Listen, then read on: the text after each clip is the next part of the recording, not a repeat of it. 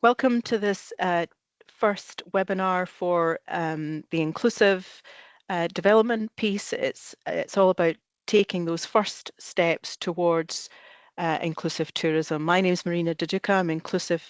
I'm inclusive tourism manager for Visit Scotland. What I want to do first of all is to start with some facts and figures about the market potential and the market value.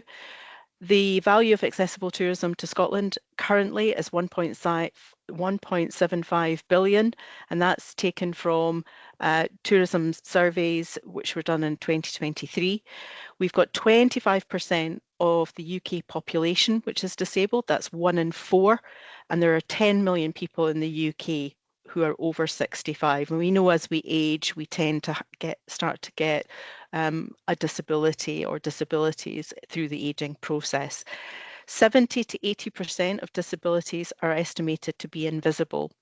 So inclusivity practice, best practice, can win you new customers and new clients. It can help you to keep your existing ones because you're showing that you're aiming to treat everybody well. And Scotland has a reputation the world over for being a welcoming destination. So it's really important that we all continually strive to make it as easy as possible for everyone to enjoy the huge variety of experiences we have on offer. 3 reasons why it's important for businesses to be inclusive: financial, increased competitiveness and resilience, and the legal requirement. Not going to cover all of the reasons just now. I'm just going to touch on a couple on each of those areas. So first of all, financial. Disabled and senior travellers tend to stay longer and spend more than other groups, and they become more loyal customers over time when they're keen to return, and they recommend you to other friends and family. They also choose to travel off-peak, so that's enjoying that slow tourism, so helping you to extend your season. And as the population in the UK and overseas markets ages, the demand for more inclusive products will grow. Businesses who cater for all members of their local community as well as visitors to a region tend to be more resilient in difficult economic times, and we saw that through COVID.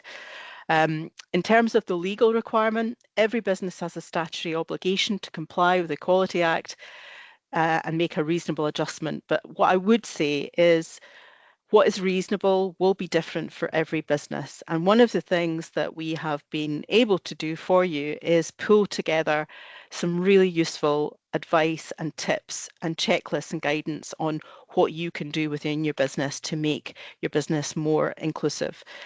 So I would absolutely urge you to develop an inclusivity plan by thinking about in advance about what people with a range of impairments might need reasonably to fully enjoy your business offering. So I can start saying now we have some brand new content on our business support hub, just launched yesterday onto the hub. We have a new inclusive tourism development RIPE process. This is all about reviewing your business, improving your business offering, and then planning for that longer term improvement, and then evaluating your progress. And it's a continuous system of improvement. And if you can take a note of the URL there, if you go onto that page, it gives you a complete rundown of what you would do and how you would begin to start reviewing your business using our checklists. We have checklists on customer service, on facilities and services, and also on information provision. But very quickly, just to run through some high-level things that you can start to do after you listen to this webinar. Where are you now? Things to consider. Think about your team and your customer service. Do you offer training to your staff to give them confidence? Are you promoting your accessibility facilities and services? Have you got facilities and services on site that you currently don't actually promote anywhere to customers until they arrive with you, either for an overnight stay or a day visit? Once you've used our checklist to go through those 3 things, you can identify things that you could do immediately to improve at no cost or low cost. Once you've done that, identify who's responsible for the improvement, determine if there is a cost that's applicable, and set a time frame to complete that work. As you go through the checklists and the guidance, you might notice something there that, yes, you want to do that's going to take a bit longer, a bit of budget, because you know that there's demand for that and you've not been able to satisfy the demand. So the sort of third part of that process is that planning process.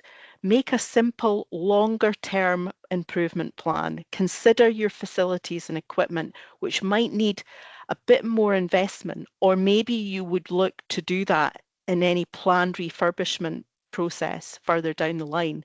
And obviously, try and learn from others, because learning from others will support that continuous business and development, business improvement. And we have lots of case studies on the Business Support Hub to help you, inspire you on that learning journey. And then finally, evaluate your progress. How well are you doing? Decide on how you'll monitor progress against your overall goals and actions. Seek feedback from your customers as well as your staff. And again, that is a continuous ripe process, which you would start again.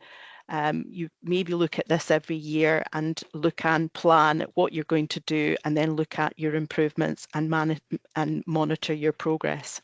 So quick wins: check your website, highlight your accessibility facilities, add details of your service to your plan your visit page. If you've got a detailed access guide, make sure it's easy to find on your website, and add links to your Getting Here page for accessible transport and to help visitors plan to get to you and get around when they visit. In terms of training, we have on the Business Support Hub a link to a online training system, which gives your staff knowledge and skills to provide that great service. These are the two links that you would use to get that. There's other training courses that we talk about, but this Disability Essentials is an online course which you can do in about 45 minutes, and it has videos of lived experiences from people with different disabilities. Statistics on the information piece that I talked about, it's really important to emphasize, and I can't emphasize enough how important it is to detail what you have on offer on your website. We can see from the statistics on this slide that it's really high percentage. 95% of disabled people try to find accessible information before they visit a venue. 90% of European and long-haul visitors use sources of information to help plan their visit, and 74% of UK. 54% of disabled people in particular will avoid going to new places if they can't find accessible information. And the important thing here is 81% expect to find access information on the venue's website.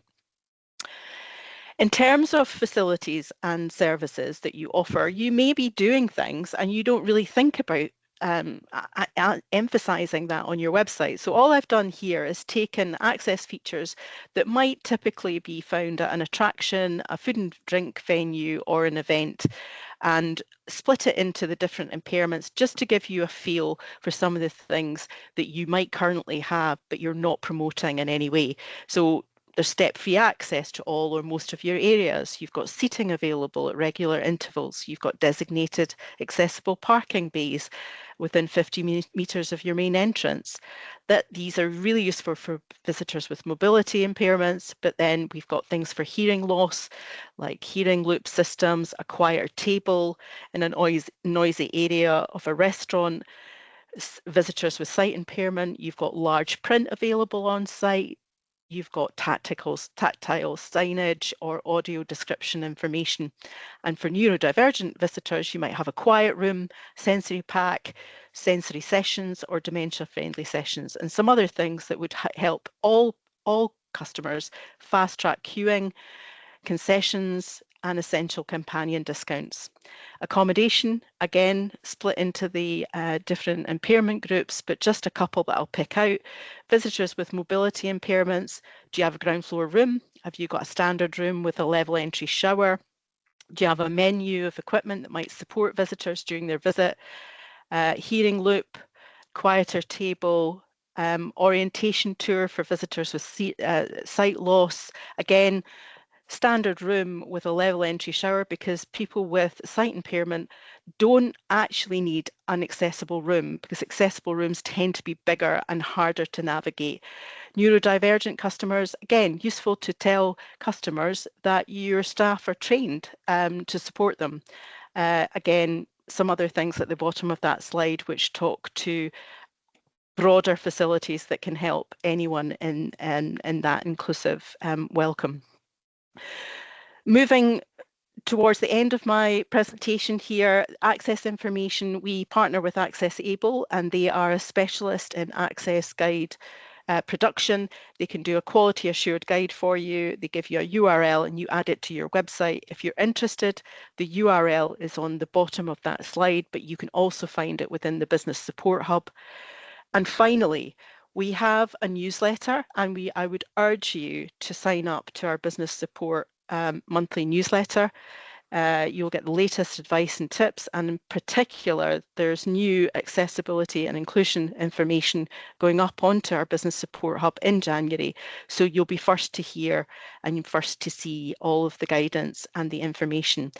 That's the URL, support.visitscotland.org/newsletter to sign up for that. But more broadly, for general advice and specific advice on inclusive tourism development, please go to support.visitscotland.org/advice-support/improve-your-business, and you will get all the information that I talked about today and more to help you on your journey.